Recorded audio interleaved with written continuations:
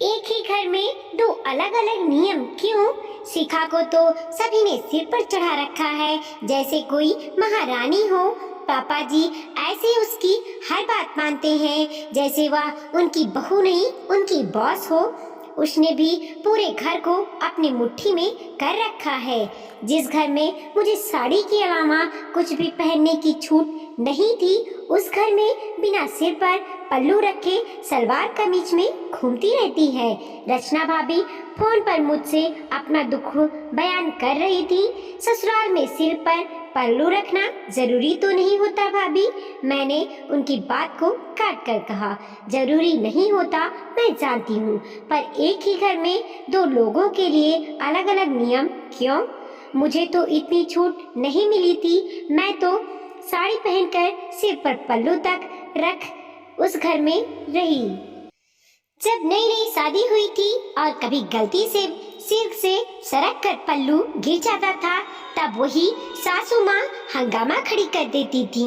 मेरे शहर में पले बढ़े होने पर न जाने कितनी खरी खोटी मुझे सुनाती थी। जब आई है छोटी से कस्बे से बहू, वो क्यों नहीं यह सब कर रही? रचना भाभी की बातों से गुस्सा साफ झलक रहा था। भाभी, बात अलग अलग नियम की नहीं है। अगर मामी जी जिंदा होती तो वो शिखा भाभी से भी ठीक वैसे ही उस घर में रहती, जैसा मामी जी ने आपको रखा था। अब तो मामी जी नहीं रही, आप भी अपनी मर्जी से वहाँ किसी तरह से भी रह सकती हैं, कोई टोकने वाला नहीं। और मैं जानती हूँ मामा जी भी आपको कुछ नहीं बोलने वाले। मैंने अपनी बात रखी। ना बाबा ना, अब इतने सालों तक ऐसे रही, तब आगे भी वैसे ही रहूंगी। आज तक वहाँ जब भी रही सिर से पल्लू नहीं हटाई, तो आगे भी नहीं हटाऊंगी। ऐसे भी कौन सा मैं वहाँ हमेशा रहने जाती हूँ, 4 दिन से ज्यादा तो कभी रहती भी नहीं। सही कह रही भाभी, 4 दिन साड़ी पहनकर सिर पर पल्लू लेकर कहीं भी रहना आसान है, पर बात जब हमेशा की हो जाए तो नियम पर चलना मुश्किल हो जाता है। ठीक ही कह रही हैं आप। यह बोलकर भाभी ने फोन रख दिया। मैं उनकी बात से भाप गई थी कि मेरा उनकी बातों पर टोकना पसंद नहीं आया। भाभी सोच रही थी मैं उनकी बातों से सहमत होकर उनकी देवरानी की बुराई करना शुरू कर दूंगी, पर जिस इंसान को मैं जानती तक नहीं, जिस कभी देखा तक नहीं, उसके बारे में उल्टा सीधा कैसे बोलती, वह भी इसीलिए कि वह ससुराल में साड़ी पहनकर सिर पर पल्लू नहीं रखती। रचना भाभी मेरे ममेरे भाई की पत्नी है। मैं उनसे पहली बार उनकी शादी में ही मिली थी, पर हमारा रिश्ता तब मजबूत हुआ जब मैं नौकरी करने दिल्ली गई। भैया की भी नौकरी दिल्ली में ही थी। मैं अक्सर छुट्टी के दिन उनके घर पहुंच जाती थी। भाभी धीरे धीरे मुझसे खुलने लगी थी। रचना भाभी अक्सर मामी जी का मुझसे बुराई करती, मुझे बताती कैसे मामी जी के साथ एक दिन भी बिताना भाभी के लिए मुश्किल होता है। उन्होंने यह भी बताया था कि उन्हें ससुराल में साड़ी के सिवा कुछ भी पहनने की छूट नहीं है। कैसे एक कप चाय तक मामी जी के हुक्म के बिना वह नहीं बना सकती। कैसे उनके भाई के घर आने पर मामी जी ने उनकी बेइज्जती की थी। किस तरह दहेज में सामान कम मिलने पर दुनिया भर के ताने मामी जी ने उन्हें दिया था।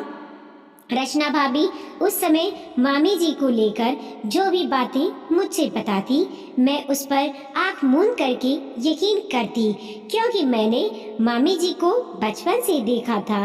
अपने और परायों के बीच वह अंतर बहुत करती थी। छोटी सी छोटी बात पर उन्हें खुद को बड़ा दिखाने की आदत थी। मेरी माँ बताती है कि मामी जी जब बहुत छोटी थी तब उनकी माँ गुजर गई थी। पिता का प्यार तो उन्हें भरपूर मिला, पर केयर नहीं, इसीलिए वह मनमानी करना सीख गई थी। मेरे नाना की दोस्ती उनके पिता के साथ बहुत गहरी थी, इसीलिए उनके पिता ने उनके सुरक्षित भविष्य के लिए अपनी दोस्त के घर में उन्हें भेजना सही समझा। ससुराल आने के बाद भी वो अपनी ही मनमानी चलाती थी, अपने सामने हर किसी को कमतर ही मानती थी। उन्होंने 10वीं के आगे पढ़ाई नहीं की थी, इसीलिए जब मेरे छोटे मामा की शादी की बात चलने लगी तो हर पढ़ी लिखी लड़की का रिश्ता यह कहकर काट देती कि पढ़ी लिखी लड़कियां घर बर्बाद कर डालती हैं, जबकि छोटे मामा को ग्रेजुएट से नीचे की लड़की से ब्याह करना ही नहीं था। बहुत मुश्किल से छोटे मामा जी का ब्याह ग्रेजुएट लड़की से हुआ। मामी जी ने अपनी देवरानी में इतनी कमियां ढूंढ निकाली जो शायद ही किसी को नजर आई हो। रूप गुण दोनों में भी बड़ी मामी से बेहतर होने के बाद भी बड़ी मामी हर किसी के सामने उसे बेवकूफ़ी कहती। कितनी बार तो मैंने उन्हें बिना बात छोटी मामी पर चिल्लाते देखा है, जबकि छोटी मामी कभी उनके किसी भी बात का कोई जवाब नहीं देती थी। बड़ी मामी और छोटी मामी दोनों ही अपने ससुराल में ज़्यादा दिन नहीं रहीं। दोनों शादी के तुरंत बाद ही अपने पति के पास चली गईं। फिर भी बड़ी मामी सभी से छोटी मामी पर अपने ससुराल के प्रति उदासीनता बरतने का आरोप लगाती और खुद को ससुराल के प्रति प्रेम भाव रखने वाली। उनके खुद के रिश्ते नाना नानी से कभी अच्छे नहीं रहे, पर छोटी मामी की इस बात को लेकर सबसे बुराई करती रहती। मैं उनके स्वभाव से पूर्णतः वाकिफ थी, इसीलिए रचना भाभी की बात मुझे हमेशा सही लगती थी। जब मामा और मामी के छोटे बेटे प्रतीक भैया के लिए लड़की देखने की बात चली तो मामी जी ने खुलकर कहा कि चाहे कुछ भी हो जाए, शादी वही होगी जहां दहेज की रकम 12 लाख रुपए या उससे ज़्यादा देंगे। प्रतीक भैया की नौकरी बहुत बड़ी नहीं थी, वह किसी प्राइवेट स्कूल में 10,000 की नौकरी पर कार्यरत थे। मामी जी का कहना था कि जब बड़े बेटे की शादी में 10 लाख रुपए मिले हैं तो छोटे में भी थोड़ा बढ़कर ही मिलना चाहिए। मामी जी यह नहीं सोच पा रही थी कि बड़े भैया इंजीनियर हैं, वह भी सरकारी नौकरी। सबने मामी जी को बहुत समझाया, पर मामी जी का 1 रुपया भी कम करने को राजी नहीं थी। धीरे धीरे प्रतीक भैया की उम्र बढ़ने लगी और मामी जी का स्वास्थ्य खराब होने लगा। बड़े भैया की नौकरी दिल्ली में होने के कारण बड़ी भाभी अपने ससुराल आकर नहीं रह सकती थी, इसीलिए सभी ने मामी जी को समझाया भी कि प्रतीक भैया की शादी जल्द से जल्द कर दे और पैसों के मामले पर न अड़े। इन सब के बावजूद मामी जी कहाँ सुनने वालों में से थी। एक दिन अचानक ही मामी जी को हार्ट अटैक आ गया और मामी जी दुनिया में नहीं रही। 2 मर्दों वाले घर में काम वाली बाई ने आने से इनकार कर दिया। बहुत आनंद फरन में मेरा मौसा जी ने एक रिश्ता बताया और जल्दीबाजी में शादी कर दी गई। इतनी जल्दबाजी में शादी हुई थी कि मैं स्वयं उस शादी में नहीं जा पाई थी। फिर मेरी शादी भी तय हो गई। शिखा भाभी मेरी शादी में नहीं आ पाई थी क्योंकि उस समय वो प्रेग्नेंट थी। उसके बाद मैं अपनी नौकरी और परिवार में ऐसी उलझी कि शिखा भाभी से मिलने का मौका ही नहीं मिला। रचना भाभी से जब भी बात होती है वह शिखा भाभी की हमेशा बुराइयां ही करती हैं। मैं भी शिखा भाभी से बिना मिले ही रचना भाभी की बात पर मौन हामी भर देती, पर उनके खिलाफ टिप्पणी करने से बचती। एक दिन मायके जाना हुआ मेरा। बातों ही बातों में जैसे ही बात मामा जी की शुरू हुई, माँ के मुंह से शिखा भाभी की तारीफ रुकने का नाम ही नहीं ले रही थी। क्या हुआ माँ, तुम्हें भी शिखा भाभी ने 2 दिन में ही अपनी मुट्ठी में कर लिया? कैसी बात कर रही है तू? जब तू उससे कभी मिली ही नहीं तो फिर ऐसी बकवास क्यों कर रही है? रचना उसके खिलाफ जहर भरती है ना तेरे मन में? माँ ने मुझे गुस्से से डांटा। नहीं माँ, रचना भाभी ने कुछ भी नहीं कहा, मैं तो अपने मन से कुछ भी बोल बैठी। ज्यादा झूठ बोलने की जरूरत नहीं, सब समझती हूँ मैं। रचना अपनी सास की बुराई करते नहीं थकती थी, पर वह खुद क्यों शिखा के लिए सास और जिठानी वाला डबल रोल कर रही है, मैं समझी नहीं माँ।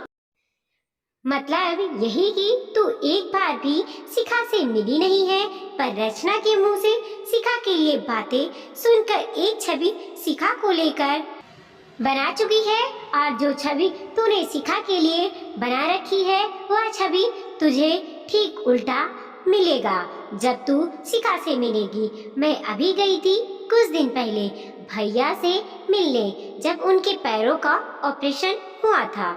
जितना सेवा शिखा उनकी करती है उतनी सेवा सगी बेटी भी नहीं करे। दवा से लेकर खाना पीना हर चीज का ख्याल, उनके पैरों पर नियमित दवा लगाकर हल्की सी मालिश करना। वह सही से अकेले उठ भी नहीं पाते थे, उन्हें उठाना और बैठाना। सिर्फ इतना ही नहीं, पूरे घर का ही नक्शा बदल दिया उसने। लगता ही नहीं वह घर है जिसे पहले देखती थी। इंसान का गंदा पानी से पेट खराब होना जिस घर में मंजूर था, पर वाटर प्यूरिफायर लगाना मंजूर नहीं, वहीं इस बार किचन में वाटर प्यूरिफायर लगा दिखा। ठंड में भी उस घर में सभी ठंडे पानी से नहा लेंगे, पर मजाल है घर में गीजर लग जाए। इस बार बाथरूम में गीजर लगा हुआ नजर आया। मोहल्ले वालों से भी भाभी के रिश्ते कभी अच्छे नहीं रहे। शादी ब्याह में भी लोग उनके घर आने से कतराते थे, वहीं इस बार हर किसी से उस घर के रिश्ते मजबूत दिखे। इसीलिए कह रही हूँ, रचना की बात मत सुना करो। शिखा बहुत अच्छी लड़की है। मैं तो कहती हूँ प्रतीक ने कोई अच्छे कर्म जरूर किए होंगे जो इतनी अच्छी लड़की से शादी हुई उसकी। और मेरे भाई का भी बुढ़ापा सुधर गया। माँ अपने रो में बोले जा रही थी। मैंने माँ को उस दिन कोई जवाब नहीं दिया, पर शिखा भाभी को करीब से जानने की इच्छा मुझ में पनप चुकी थी। 2 महीने बाद मुझे अपने ऑफिस के काम से लखनऊ जाने थे, इसीलिए इस बार पक्का मन बना लिया शिखा भाभी से मिलने की। जिसकी बुराई करते रचना भाभी नहीं थकती और तारीफ करते मेरी माँ नहीं थकी। लखनऊ पहुंचकर होटल में नहीं ठहर सीधे मामा के घर पहुंची। सच में घर का पूरा नक्शा ही बदला हुआ था। जिस घर में सामान चारों तरफ बिखरे नजर आते थे, वहीं सब अपनी जगह पर थे। घर के कुछ फर्नीचर को देखकर मैंने शिखा भाभी से पूछा, भाभी नया सोफा और डाइनिंग टेबल आपने मंगवाई?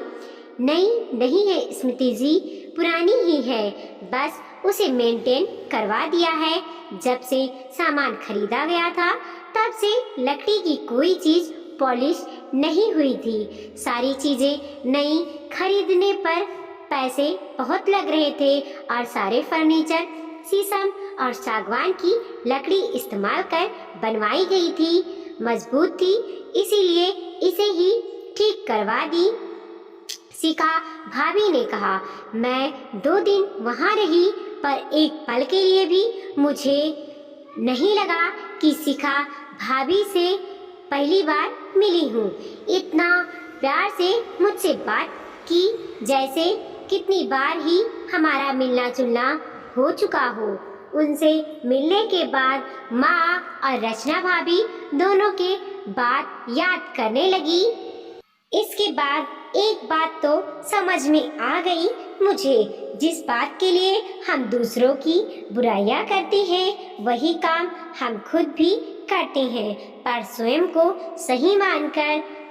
इस घर में शिखा भाभी को प्यार इसलिए मिला क्योंकि शिखा भाभी ने पूरे मन से उस घर को अपनाया, सिर्फ अपना ससुराल नहीं समझा। माना मामी जी के नहीं रहने पर उन पर दबाव बनाने वाला कोई नहीं था, वह सर्वोसर रही, पर वह जो उस घर के लिए कर रही हैं उस चीज को नजरअंदाज कर उनकी बुराई करना भी बेहद गलत है। जो हमेशा से रचना भाभी करती आई हैं, यह भी मानती हूँ रचना भाभी के साथ गलत हुआ जो उनके साथ मामी जी ने किया, पर उसमें शिखा भाभी का क्या दोष। मामी जी की तानाशाही पर जब वह जवाब नहीं दे पाई तो शिखा भाभी में कमियां निकालकर वह क्या गलती नहीं कर रही हैं? फिर मामी जी और उनमें क्या अंतर है? यह सब सोचती हुई मामा जी के घर से निकल पड़ी एयरपोर्ट के लिए। वीडियो को लाइक कीजिए, कमेंट कीजिए और अपने दोस्तों के साथ जरूर शेयर कीजिए। चैनल पे नए हैं तो प्लीज़ सब्सक्राइब कीजिए और देखते रहिए मोटिवेशनल स्टोरी मिलती है और एक नई कहानी के साथ।